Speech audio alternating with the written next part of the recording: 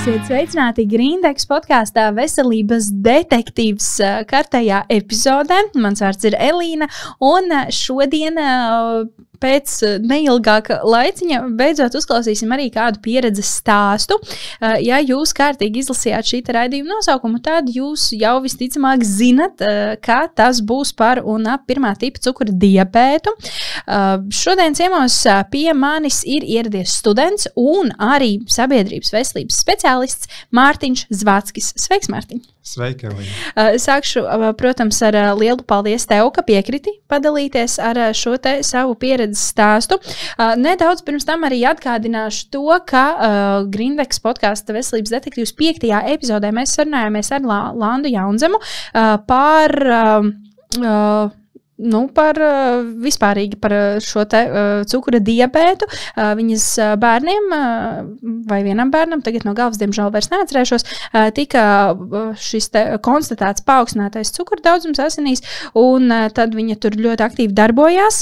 Līdz ar to, ja vēlaties noskatīties šo te epizodi, droši varat doties atpakaļ uz epizodi ar numuru tātad 5. Manuprāt, tas bija tāds ļoti izglītojošs un lielisks ieskats vispārīgi cukura diabēta šajā te pasaulē, bet šodien mums jau vairāk pieredzes stāsts. Nedaudz gan pirms tam atgādināšu, ka cukura diabēts tātad ir hroniska slimība, kuras pamatpazīme ir paaugstināts cukura un glikozes daudzums asinīs. Tas tā, ja kādam aizmirsies. Redz, un tad sāksim, Mārtiņ, ar tevi un ar tiešām to reizi, kas bija visticamāk pirms vairākiem gadiem, kad saprati, ka iespējams kaut kas nav kārtībā, jādodās pie ārsta, un pēc tam tad visticamāk tika atklāta šī te diagnoze. Pastāsti lūdzu tad šo te savu sākuma stāstu. Jā, savu diabēta atklāšanas stāstu varētu sadalīt tādās vairākās daļās.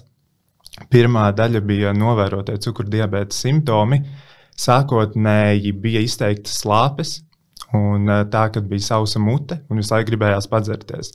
Un es jau savai mammai visu laiku jautāju, kas ar mani notiek, kas es gribu dzert, jo iepriekš man tādi simptomi nebija novēroti. Pēc tam jau tālāk sekoja tas, ka man pieauga apetīte. Un tā apetīte pieauga izteikti, bez izskaidrojuma iemesla, tāpat arī es zaudēju svaru. Es it kā ēdu vairāk, bet es sāku zaudēt svaru, nevis tas pieauga. Un līdz ar to manai mammai jau bija aizdoms, ka kaut kas nav īsti kārtībā, un manai mammai bija vizīte pie ģimenes ārsta. Un mana mamma teica, ka man ir jādodas līdzi, jo šie simptomi neizskatās, ka viss būtu ar mani kārtībā. Un līdz ar to tad, tās pašas tālākās dienas es dzīvoju ar šiem simptomiem, taču tagad manai mammai bija šī vizīte, es ar viņu devos pie ģimenes ārsta. Tad sākās anamnēzes ievākšana, kad ģimenes ārsts attiecīgi jautāja, kādus simptomus es izjūtu. Un paskaidrojot šo simptomus, manai ģimenes ārstei bija jau aizdoms, ka kaut kas īsti nav kārtībā. Viņi izteica minējumu, ka tas varētu būt cukura diabēts. Tajā brīdī ne mana mamma, ne es nezināju, kas šī diagnoze vispār ir un ar kādām sekām man būs jādzīvo tālāk mūžā. Un līdz ar to bija tā, ka mēs pārunājām ar ģimenes ārstu, viņi izmērīja ar savu glikometru cukura līmeni asinīs, taču glikometrs visu laiku rādīja kļūdu, attiecīgi, ka kaut kas nav kārtībā. Un ģimenes ārsts teica, nav citu variantu, ir jābrauc uz slimnīcu. Un tad mēs ar mammu tajā pašā dienas vakarā devāmies uz transportu, lai brauktu uz slimnīcu un lai noskaidrotu, kas tad ir noticis. Nonākot slimnīcā, tā situācija bija tāda, kad ārsti uzreiz jau saprata to, ka tas varētu arī būt cukura diabēts, jo ņemot asins analīzes, visas asins bija tā kā sarecējušas kā cukurs. Un līdz ar to viņiem jau bija aizdoms, ka tā varētu būt, un līdz ar to slimnīca jau saprata to, ka ir jāvada tālāk, un kad attiecīgi šis viss notika Valmierā, un līdz ar to Valmierā bērnus ar cukura diabētu tajā laikā neārstēja, līdz ar to notika sazināšanās ar Bērnu Klīnisko universitātes slimnīcu, un tad stundas laikā brigāde ieradās pie manis, lai mani pārvestu uz Rīgu. Vienu pašu, bez vecākiem. Tas bija pirmais tāds psihoemocionālais tāds moments, kad tev bija jābūt pašam. Man bija tikai 14, 15 gadi, un man bija jābūt vienam ar savu psihoemocionālo tādu trauksmi, paniku, ka es nezinu, kas ar mani notiks rīt.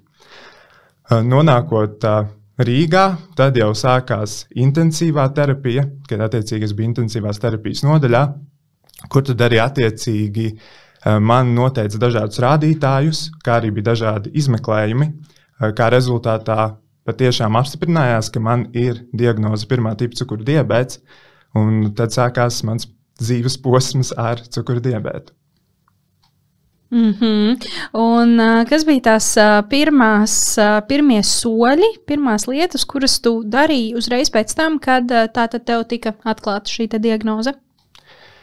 Pirmās lietas bija tā, ka slimnīcā, protams, sākumā tas intensīvās terapijas palātā, taču tālāk tas viss jau nonāca pie tā, kad bija jāapgūst prasmes, kas tad būs jāpielieto ikdienā. Un tas viss notika cukurdiabēta apmācību kabinetā, kur attiecīgi diabēta aprūpes māsa tev stāsta par pamatprincipiem, kas tev būs jāievēro ikdienā. Un šeit es gribu pateikt lielu paldies manai diabēta aprūpes māsai, kas bija Ilze Veilande, kur arī ieguva Latvijas lepnuma balvu par to, kā viņa palīdz mazajiem bērniem ar cukura diabētu. Un man ir liels prieks, ka es viņu iepazinu un ka mums aizvien turpinās komunikācija, lai mēs pārunātu dažādas jautājumus par un ap diabētu. Un šajās apmācībās tad attiecīgi tev pastāsta par to, kas ir insulīns, ko tas dod tavai veselībai, un kādēļ tev ir jāveic šīs insulīna injekcijas. Ja tu tās neveiksi, tad tev pastāv risks, ka tu vari nomirt. Pēc tam tev sākas apmācības par uzturu. Tev pastāsta, kas ir maizes vienība, ko tu vari lietot uzturā, no kā tev vajadzētu izvairīties. Tāpat tev pastāsta par fiziskajām aktivitātēm un tam līdzīgi. Un šīs apmācības ilgst aptuveni 1 mēnesi, un tad attiecīgi šīs mācības ir kopā ar vecākiem. Un tajās arī piedalījos es, jo, protams, kad lielāko daļu man jau pašam ir jādara turpmākajā dzīvē, un līdz ar to tas bija ļoti liels ieguvums ne tikai man, bet arī maniem vecākiem par to, ka bija šāda iespēja, ka šīs apmācības tika nodrošinātas slimnīcā un ka tās notika uzreiz. Un līdz ar to, jā, tas tāds apmācību process, tas tādi pirmie iespaidi. Un kā tava dzīve, tava ikdiena mainījās tātad uzreiz pēc šīs diagnozes noteikšanas, gan jau, ka bija ļoti daudz lielas tādas kardinālas izmaiņas jāveic, un tad tagad vairākus gadus vēlāk, tās izmaiņas gan jau, ka ir kaut kas tāds, pie kā tu esi ļoti pieredzis, vai ne? Līdz ar to, jā, kā tev nācās mainīt savu ikdienu? Jā, laikam visgrūtākais bija mainīt savu veselības uzvedību, respektīvi cukurdiabēta vadība un kontrole. Piecelties no rīta, izmērīt glukozes līmeni asinīs, pirms brokastīm injicēt insulīnu un tā tālāk. Un līdz ar to šīs ikdienas izmaiņas, ko izraisīja, tā teikt, diabēts, bija tas, ar ko bija ļoti jāsadzīvo sākotnējā posmā. Vienmēr bija sākumā jāsver ēdiens, jo sākumā, kad tu vēl nezini maizes vienības apmērus, tev ir ļoti jābūt uzmanīgam, jo tu nezini, pieņemsim, kā konkrētais ēdiens ietekmē tavu glukozes līmeni asinīs, jo tas katram cilvēkam ir individuāli. Un sākuma posms bija tāda sevis iepazīšana par to, kas ir tas labākais veids, kā es varu vadīt un kontrolēt savu cukura diabētu. Un man tas labākais veids bija patiešām, kad es sāku rakstīt savu dienas grāmatu par to, kad attiecīgi 8 no rīta es, pieņemsim, pamostos, tad pēc tam man seko glukozes līmeņa noteikšana, pēc tam man seko brokastis un tā tālāk, un tas man atviegloja ļoti ikdienu. Ja man šī plāna nebūtu, es domāju, ka man būtu galvā ļoti liels hauss, jo sākumā ir tā šoka fāze, un tikai tad, kad tu pārdzīvo šoka fāzi, tad tu vari tā normāli, tā teikt, funkcionēt, jo tas pirmais mēnesis ir, manuprāt, tas smagākais, jo tev ir jāspēj gan pieņemt to, ka nebūs tā, kā bija iepriekš, un arī dzīvot tālāk nākotnē ar to skatu par to, ka viss jau būs labi. Tikai tev pašam vajag, tā teikt, pārvaldīt savu veselību. Kontrolēt, jā, to visu pastiprinātāk, jā. Un tā kontrole, protams, arī bija tieši saistībā ar fiziskajām aktivitātēm, jo sākuma posmā ir, tā teikt, pat diezgan riskanti uzsākt fiziskās aktivitātes, jo, pieņemsim, ja tev tu fiziski nodarbojies ar sportu, un tas sports ir pārāk intensīvs, tad tev sāk kristies glikos līmenis asinīs. Un līdz ar to tas ir bīstami tavai veselībai, un tādēļ tev viss tas menedžments cukura diabēta ir ļoti labi jāpārvalda, un tas katram, kā jau minēju, ir individuāli, bet tas viss ir izdarāms. Tas nav nekas tāds, ko neviens cilvēks nevarētu izdarīt. Tas ir izdarāms, ja cilvēks pats to vēlas un grib. Kāda tev uzreiz bija apkārtējo attieksme, piemēram, ģimene, tuvākie draugi, vai ikdienā, teiksim, tev arī tiek pievērsta kaut kāda īpaša uzmanība, vai varbūt, teiksim, lielākā daļa draugu pat varbūt nemaz nezin, ka tev ir šis cukura diabēts? Sākotnēji es nebiju pārliecināts, vai es pat vēlos kādam izpaust par to, ka man ir cukura diabēts. Jā, sākumā ģimene zina to, ka tev ir šī slimība, un viņi zina, kā tev ar to ir dzīvot. Un, protams, ka arī vecākiem sākuma posmā ir tas šoks, un līdz ar to sākumā ir ļoti svarīgs psihoemocionālais atbalsts tieši no ģimenes. Un man laikam ir palēmējies to, ka mana ģimene, vecāki, māsa un visi pārējie ir bijuši ļoti atbalstoši šajā ceļā, bet sākotnēji draugiem es arī to, protams, pateicu to, ka ir šāda situācija, un arī, kas bija ļoti zīmīgi, tad manā pagalmā, kuras pavadīju savu bērnību, tur arī vienai meitenei arī bija atklāts cukura diabēts jau iepriekš. Un līdz ar to es jau biju redzējis kaut kādas tās lietas, kas tev ir ikdienā jāpieņem. Pieņemsim šīs injekcijas pirms ēšanas un tam līdzīgi. Un līdz ar to ar draugiem man arī nebija problēmas.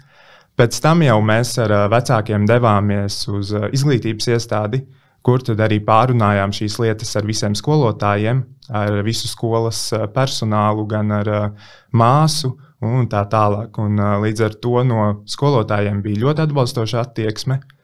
Protams, ka vienmēr tika jautāts, vai tev viss ir kārtībā, līdz ko novēro kaut kādas tādas dīvainas parādības, uzreiz ir jautājums, vai tev tiešām viss ir kārtībā. Un tas, ka tev ļoti pievērš uzmanību. Tieši no vienas puses tas ir ļoti kaitinoši, ka tev pievērš pastiprinātu uzmanību, no otras puses jūties, ka tevi pamana. Un ar klases biedriem bija tā, ka bija jau viss kā normāli, bet viņi jau īsti nesaprot, ko tas persona ar diabētu, ko tad viņi īsti izjūt iekšēji. Un arī, pieņemsim, maniem arī bija līdz glukozes tabletes. Un glukozes tabletes ļoti daudziem bērniem un pusauģiem garšo. Un līdz ar to tu izvēlies glukozes tabletes, lai kontrolētu savu diabētu, jo tev, pieņemsim, ir hipoglikēmija, bet tev tās glukozes tabletes prasa, lai tu iedod aptuveni tā kā ar košanēm. Vienam padalās, ir, lai padalies. Un līdz ar to tā varētu būt tā lielā problēma, kas man bija ar klases biedriem, bet ar laiku gaitu, jo viņi saprata to, ka tas ir man nepieciešams un katra tā glukozes tablete ir no svara. Un tad arī viss sev sāka pakāpeniski uzlaboties. Tikko pieminēja jēdzienu hipoglikēmija. Lūdzu nedaudz patulko.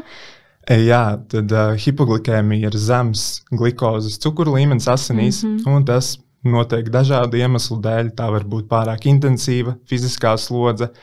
Tas var būt, ka tu esi uzņēmis pārāk maz uztura, taču injicējis pārlieku lielu daudzumu insulīnu. Un tie galvenie simptomi, ko patiesībā var novērot arī apkārtējie, ir bālums, svīšana, nogurums, mainās garstāvoklis ļoti strauji. Un arī jāpiemina to, ka hipoglikēmija attīstās strauji, līdz ar to var ļoti pamanīt. Parasti ir tā, ka paši pacienti jau to pamana. Ja, pieņemsim, ir viegla vai vidēji smaga hipoglikēmija, tad pacients to pats var pamanīt un sev palīdzēt, bet, ja ir jau smaga hipoglikēmija, tad var iestāties krampji, koma, un līdz ar to tur jau ļoti svarīgs ir apkārtējo, tā teikt, atbalsts un rūpes par šo cilvēku, kuram tad attiecīgi ir notikusi šāda problēma. Tā reakcija, man liekas, arī un iesaistīšanās un kaut kāda veida palīdzēšana arī ir ļoti, ļoti svarīga.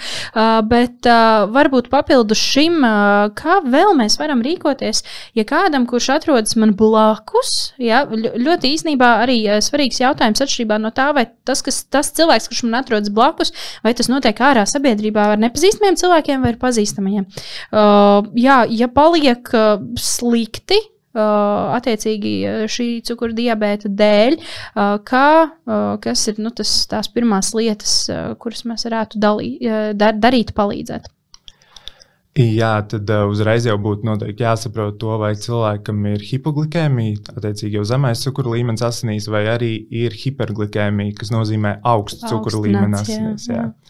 Un līdz ar to būtu ļoti svarīgi saprast, tādēļ cilvēkam vajadzētu, ja viņš pats ir pie samaņas un spējīgs to izdarīt, vajadzētu izmērīt cukura līmeni asinīs, lai tad noteiktu, kāda ir tālākā rīcība, jo, protams, šie rīcības plāni un uzdevumi atšķiras. Pieņemsim, ja tā ir hipoglikēmija, tad cilvēkam ir jādod kaut kas salds. Pieņemsim, manā gadījumā es izmantoju augļu sulas, tāpēc, ka tās strādā man ļoti ātri iedarbojas, un līdz ar to es varu ātri dabūt cukurus atpakaļ līmenī. Bet pieņemsim, citi lieto glukozes tabletes, arī skolas laikā lietoju glukozes tabletes, bet, jā, tad, ja ir zemes cukura līmenis, tad, protams, ir šīs glukozes tabletes, taču jāņem vērā, ja cilvēks nav pie samaņas, tad tu viņam nevari dot glukozes tabletes, jo viņš var aizrīties un tam līdzīgi, un līdz ar to, protams, tā ir stabilā sānu guļa un, protams, neatliekamās medicīniskās palīdzības izsaukšana. Bet, ja tā ir hiperglikēmija, tad jau tie simptomi ir arī garstāvokļa maiņas, tad ir arī tāds lielāks īgnums, tad paliek smagas kājas un tam līdzīgi. Un hiperglikēmijas gadījumā ir tieši jāinicē insulīns. Un tas, protams, ir ļoti atkarīgs no pacienta, no individuāliem faktoriem. Līdz ar to šādā situācijā ļoti labi, ja cilvēkam viss ir kārtībā un viņš var pateikt, pieņemsim, kāda deva viņam ir nepieciešama. Bet lielākoties jau cilvēki pamana. Vienīgais ir tas, ka hiperglikēmija attīstās vairākā, ilgākā laika posmā, līdz ar to cilvēks var to nepamanīt, ja viņš nenosaka glukozes līmeni regulāri. Starp citu, jā, runājot par pirmo palīdzību, arī ļoti, ļoti aktuāla tēma, ne tikai saistībā ar cukurdiabētu, bet ar vispār mūsu ikdienā.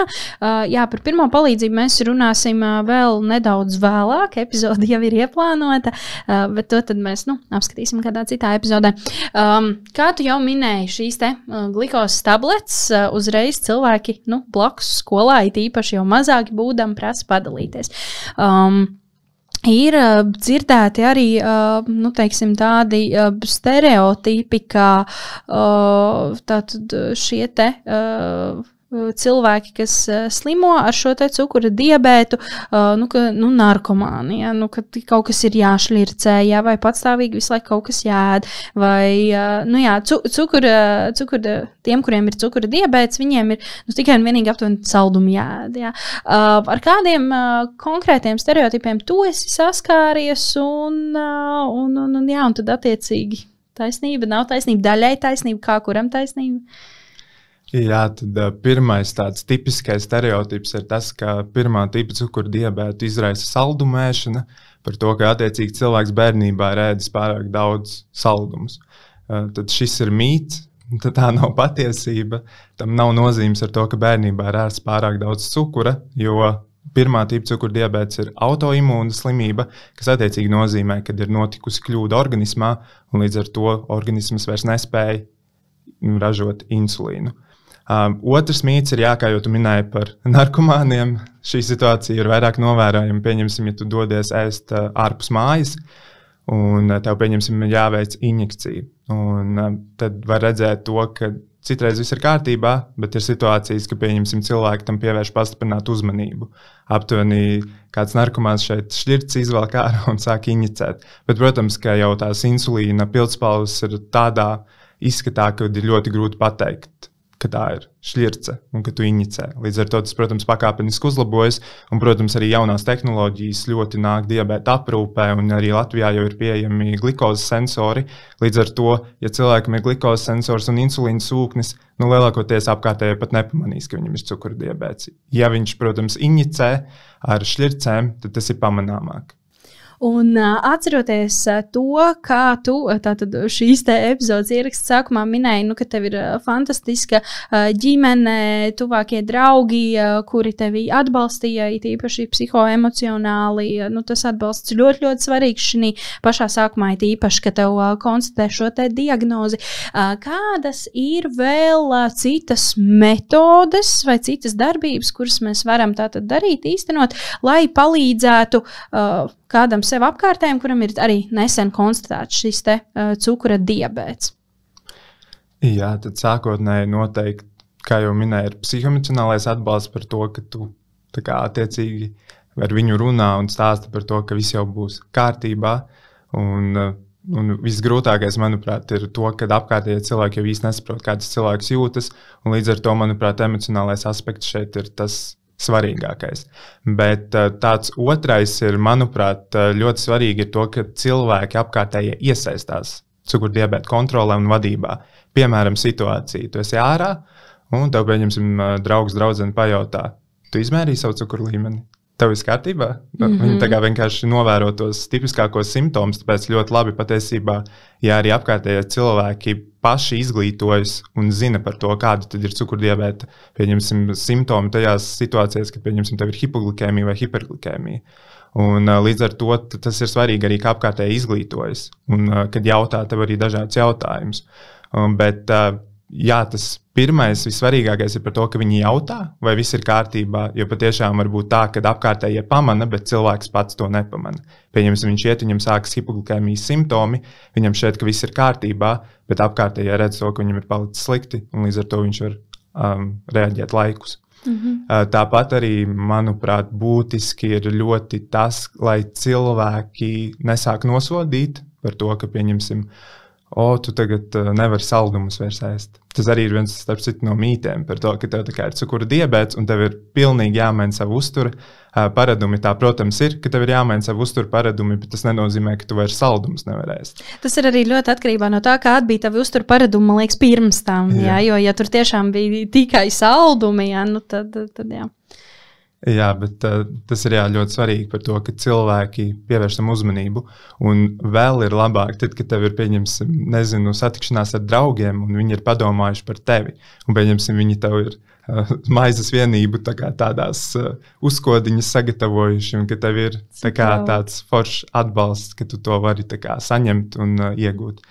Bet, jā, manuprāt, tas ir tas svarīgākais, ka tu saproti, ka tu neesi viens, neatkarīgi no tā varbūt, ka taviem draugiem nav cukura diabēts, un lielākoties jau tā arī ir, ka tev blakus apkārt esošiem cilvēkiem nav cukura diabēts, bet, ja tev ir cilvēki, kuri tevi atbalsta, tad tu vienkārši jau jūties labāk, un tev pašam šķiet, ka dzīve ir vieglāka. No empātija dažādās tās izpausmēs ļoti, ļoti svarīga, būtiska, bet tas mirklis, kad mums apkārt nav neviens cits, kuram arī ir konstatēta šī diagnoze, pirmā tipa cukura diabēts, tas nenozīmē, ka mēs nevaram iepazīties ar kādu, kuram arī ir konstatēta šī diagnoze. Un arī pirms tam runājām, un tu minēji tādu biedrību kā Rīgas diabēta biedrība. 5. epizodē runājot kopā ar Landu Jaunzemu, mēs sapratām, ka viņi vairāk nodarbojas ar jauniešiem, bērniem, bet tā biedrība, kurā tu esi pats iesaistījies, ir Rīgas diabēta biedrība. Nu tad kā izpaužās tava iesaiste tajā, ko šī biedrība dara, un vai tur tiešām ir, tur visticamāk pavisam noteikti var satikt domu biedrus? Jā, absolūti. Biedrības kā tādas ir ļoti lieliska vieta, kur tu vari gūt atbalstu. Pieņemsim, ja tev apkārtējo vidū nav tas atbalsts tāds, kā tu vēlētos saņemt. Bet diabēta biedrība ir tāda, kā teikt, organizācija, kura organizē dažādus pasākumus, seminārus, pieņemsim, uztura meistarklases tieši cukurdiabēta pacientiem. Rīgas diabēta biedrībā ir tā, ka lielākoties biedrība apmeklē cilvēki ar 2. tipa cukura diabētu, taču, protams, gadiem ejot, situācija mainās un arī ienāk jauni cilvēki. Un ir tā, ka jau ir vairāki arī 1. tipa cukura diabēta pacienti, kuri tad biedrību apmeklē un ir šajos pasākumos, un kur tu vari jau apmainīties ar kontaktiem un pieredzi. Un tikpat būtiski ir minēt to, ka Facebookā ir cukura diabēta pacientu grupa, kur regulāri notiek saziņa, kur regulāri tiek likti dažādi ieraksti. Un līdz ar to tas ir vēl viens veids, ja tu, pieņemsim, nevēlies runāt, komunicēt sākumā, kā tu vari, pieņemsim, izlasīt citu cilvēku pieredzes stāstus. Tāpat arī tur tiek apmainās ar pieredzi, pieņemsim, par glikozi monitorēšanas sistēmām, kādi ir plusi, mīnusi. Un līdz ar to tur arī tiek visādi jaunumi paziņoti. Pieņemsim, ka tajā un tajā datumā būs seminārs, būs uztura meistarklase, visi laipni aicināti un tam līdzīgi. Tas tāds informācijas viss apvienošana vienu vietu. Jā, un tāpat arī visādi video formāta, tāpat arī Latvijas Diabēta federācijas mājaslapa diabetes.lv un tam līdzīgi. Līdz ar to šīs iespējas jau ir ļoti dažādas, tikai vai cilvēks tās izmanto. Tikai jāsameklē kārtīgi, bet es domāju, ka pat ierakstot tos galvenos atslēgas vārdus, tas nemaz nav tik sarežģīti. Paldies liels šodienas viesim, studentam un sabiedrības veselības speciālistam Mārtiņam Zvackim. Tiešām liels tev paldies, ka izbrīvēji savu laiku un padalījies ar savu pieredzi. Es ļoti ceru, ka vismaz kāds no mūsu skatītājiem tātad vai nu arī iedvesmojās vairāk vai, teiksim, pēc tam vairs tik ļoti nebaidīsies, ja kādā mirklī kādam blakus paliek tiešām slikti šī cukura diabēta dēļ.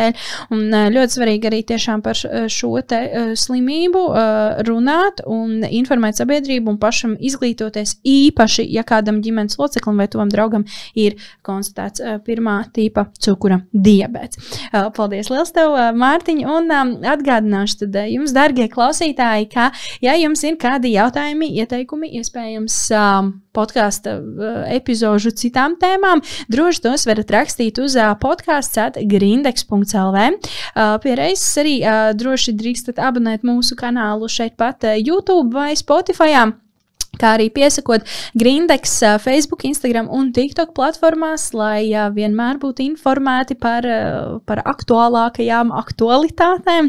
Un noteikti pieslēdzieties arī mums nākamnedēļ, kad turpināsim runāt jau par kādu citu ļoti aktuālu ar veselības nozari saistītu tēmu, it īpaši šeit pie mums Latvijā. Paldies visiem par skatīšanos un atā!